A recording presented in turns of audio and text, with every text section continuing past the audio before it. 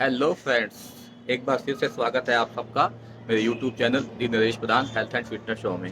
अब पहली वीडियो में हमने बात की थी कुछ बेसिक बातों की, जिसको ध्यान में रखते हुए आप अपनी सेहत को और अच्छा बना सकते हैं।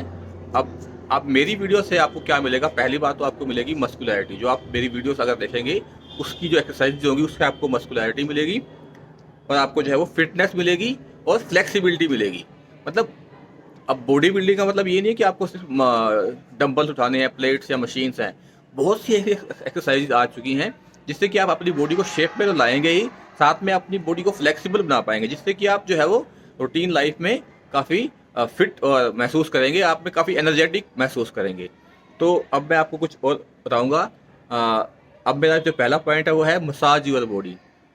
आप हफ्ते में कम से कम एक बार अपनी बॉडी को मसाज जरूर दें। संडे का दिन आपका रेस्ट का होता है, आप 6 डेज वर्कआउट करते हैं, आपको बताया होगा शायद या नहीं पता होगा। 6 दिन आपकी एक्सरसाइज के होते हैं और 7वां दिन आपका रेस्ट का होता है, क्योंकि बॉडी को एक दिन रेस्ट चाहिए होता है। तो उस दिन जो है आपने एक्सरसाइज नहीं करनी, तो उस टाइम को आप कैसे यूटिलाइज करेंगे? अपनी बॉडी का पूरा मसाज करेंगे। अगर आपका कोई फ्रेंड आपके साथ है तो आप उसकी मसाज कर दें, वो आपकी मसाज कर देगा। तो इससे क्या होगा कि आपकी बॉडी काफ़ी फिट हो जाएगी, उसको रिकवरी करने में काफ़ी ईजी होगी, सो दैट कि मंडे को जब आप जिम जाएं तो आप काफ़ी एनर्जेटिक महसूस करेंगे। उसके बाद है आपका टाइमिंग। दोस्तों, टाइमिंग की बहुत इंपॉर्टेंस होती है आपकी हेल्थ को मेंटेन रखने में, आपके हेल्थ, आपकी फिटनेस को इम्प्रूव करने में। आप टाइम फिक्स कर लें, चाहे वो एक्सरसाइज का हो, चाहे वो खाने का हो, या फिर आपके सोने का हो। अगर आपकी टाइमिंग सही होगी तो डेफिनेटली आपको अच्छे रिजल्ट्स मिलेंगे।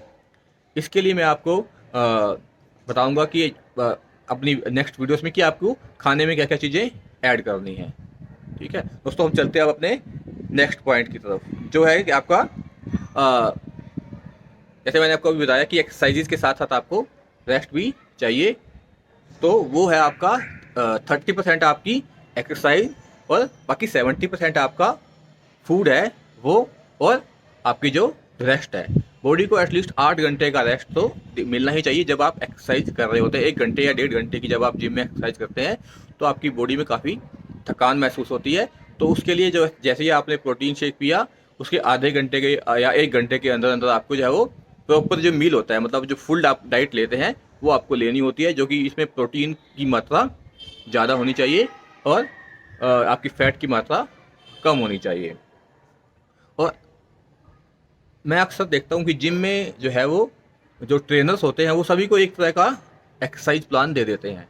तो मैं आपको बताना चाहूँगा कि हर एक इंसान की एज के हिसाब से, उसके जेंडर के हिसाब से, उसके वेट के हिसाब से अलग अलग एक्सरसाइज होती हैं। तो पहले आप अपना गोल फिक्स कर लें कि आपका गोल क्या है। क्या आपको जिम में डंबल, मतलब आपको साइज गेन करने जाना है, या आपको फैट लूज करना है, आपको मस्कुलैरिटी चाहिए, फिटनेस चाहिए, या आप नॉर्मल जो है आप फिट रहने के लिए ही जिम जा रहे हो या एक्सरसाइज कर रहे हो। तो आप कम से कम पहले बता दें अपने ट्रेनर को कि ये मेरा गोल है, उसके अकॉर्डिंग ही वो आपको एक्सरसाइज का प्लान देंगे। अगर वो आपको सबके लिए सेम एक्सरसाइज देते हैं तो वो आपको कहीं ना कहीं आपको चीट कर रहे हैं, क्योंकि जो लोग पतले हैं, पतले लोगों के लिए होती है रेपिटेशन कम। जैसे कि आपको शायद पता होगा, जो जिम जाते हैं उनको थोड़ा आइडिया होगा कि रिपीटिशन मतलब 1, 2, 3, तो इसको बोलते हैं रिपीटिशंस। तो लो रिपीटिशन विद हाई वेट, मतलब वेट जो पतले लोग हैं उनको ज़्यादा वेट उठाना चाहिए और रिपीटिशन चाहे वो कम कर रहे, 12 से ऊपर ना जाए। लेकिन जो लोग पहले से ही थोड़े फैटी हैं, थोड़े मोटे दिखते हैं, उनको पतला होना है, उनको अपनी फैट कम करनी है, तो वो रिपीटेशन ज़्यादा करेंगे। मतलब जो है वो जो ये रिपीटेशंस होती हैं, कोई भी एक्सरसाइज की रिपीटेशंस हैं, उसको आप 18 से 20 तक भी ले जा सकते हैं। वेट आप रखेंगे मॉडरेट वेट। मॉडरेट वेट मतलब जहाँ पे आपको किसी की हेल्प नहीं चाहिए, बिना किसी हेल्प के आपको। नेक्स्ट है आपका ब्रीद इन ब्रीद आउट, यानी कि आपको सांस कब लेनी है और सांस कब छोड़नी है। इसका फिटनेस में, एक्सरसाइज में बहुत बहुत बहुत ज़्यादा आपका इंपॉर्टेंट रोल होता है ब्रीद इन और ब्रीद आउट का। एक सिंपल सा लॉ है, अगेंस्ट दी ग्रेविटी आपको ब्रीद आउट करनी है। जैसे मान लीजिए अब मुझे डंबल उठाना है, तो डंबल उठाने में मुझे ज़्यादा जोर लगेगा, तो अब मैं क्या करूँगा? ब्रीद आउट करूँगा। जब मैं इजीली छोड़ूंगा तो मैं ब्रीद इन करूंगा, क्योंकि नीचे जाना आसान है। नीचे जाने में ग्रेविटी जो है आपको अपनी फोर्स से भी नीचे लेके जाएगी, चाहे आप चेस्ट की एक्सरसाइज लगा रहे हैं। जब आपका जो है वो रोड नीचे आएगी या डंबल नीचे आएंगे, तो आप क्या करेंगे? ब्रीद इन, क्योंकि नीचे तो आना आसान है, ब्रीद इन कर लिया। जब आप ऊपर जाएंगे आप क्या कर रहे हैं, अगेंस्ट द ग्रेविटी जा रहे हैं, मतलब जो आपकी जो ग्रेविटी है उसके अगेंस्ट जा रहे हैं, आपको ऊपर पुश करना है। तो जैसे ही आप पुश करेंगे ऊपर की तरफ तो आपको सांस छोड़नी होती है, नीचे आते हुए इन, ऊपर जाते हुए छोड़नी है, ऐसे ही छोड़नी है।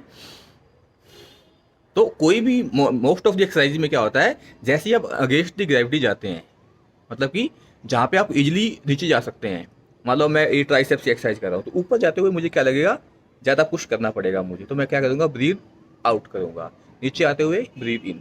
तो इस चीज़ का आपने काफ़ी ध्यान रखना है। तो अब जो है उसके बाद आता है मेन, आपका आता है पोस्चर। पोस्चर मतलब जब एक्सरसाइज करते हैं वो आपकी पोजीशन क्या है। पोस्चर आपका गलत हो गया तो आपकी जो एक्सरसाइज है उसका रिजल्ट उतना नहीं मिल पाएगा जितना कि आपको मिलना चाहिए। जैसे कई लोग जब बाइसेप्स लगाते हैं तो ये उठाते, हैवी वेट लगाने का मतलब ये नहीं है कि आप जो है वो अपना पोस्चर ही गलत कर दे।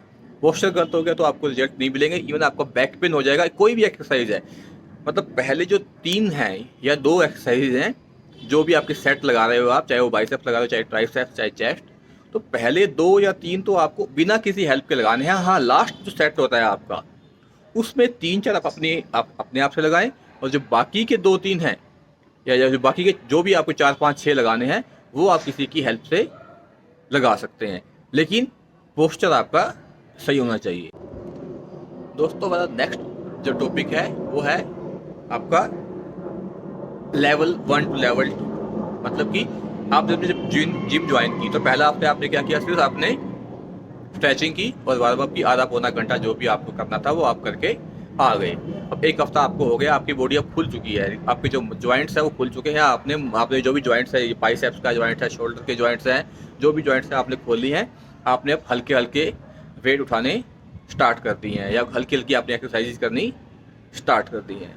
तो आप देखेंगे कि 2 महीने बाद जो आप वेट लगा रहे हैं वो आपको काफ़ी हल्का लगने लगेगा। तो अब क्या होगा, आपको जो है वो अपनी एक्सरसाइज को चेंज करना होगा। जो भी आपकी पहले की एक्सरसाइज है उसमें 2 एक्सरसाइज आपको ऐड करनी है और 2 आपको निकालनी है, कोई 2 नहीं ऐड करनी है, और जो पहले की 2 थी वो आपको निकालनी है। इससे क्या होगा, आपके मसल को एक्स्ट्रा पेन होगा, तो उससे आपको जो है वो रिजल्ट भी पहले से अच्छे आएंगे। तो इससे क्या होगा, आप जो है वो अपने माइंड को एक सेट कर देंगे कि आपको जो है वो कोई भी एक्सरसाइज हो, आप थोड़े टाइम के बाद आपको उसका रिजल्ट मिलना बंद हो जाएगा अगर आप सेम एक्सरसाइज कंटिन्यू उसी वेट के साथ करते रहेंगे। तो आपको एक तो वेट को चेंज करना है, साथ में आपको एक्सरसाइजेज भी चेंज करनी है।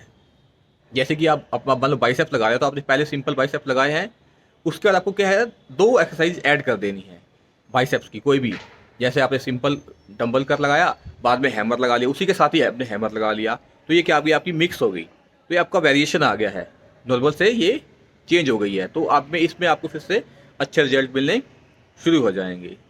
और एक और चीज़ आपको बताना चाहूँगा कि आप जब जिम में जाते हैं तो पहले आप जो है ना एक जिम बैग ले लें। उसमें आपका क्या होगा, टावल होगा, लोअर होगा, आपकी टी शर्ट होगी, आपकी वाटर बोतल होगी, और आपका जो प्रोटीन शेक जो आपको लेना है वो। तो जैसे ही आप जिम में जाते हैं तो पहले आप अपने चेंजिंग रूम में जाएंगे, और वो जो है आपको लोअर और टी शर्ट पहन के आना हो। प्लीज़ शूज़ पहन के एक्सरसाइज करें। कई लोग जो है वो चप्पल में ही चले जाते हैं, तो उसमें आपको जो है वो जब आप वार्म अप करेंगे तो अच्छे से आप वार्म अप नहीं कर पाएंगे। तो मैं आपको सजेस्ट करूँगा शूज़ पहन के जाएं।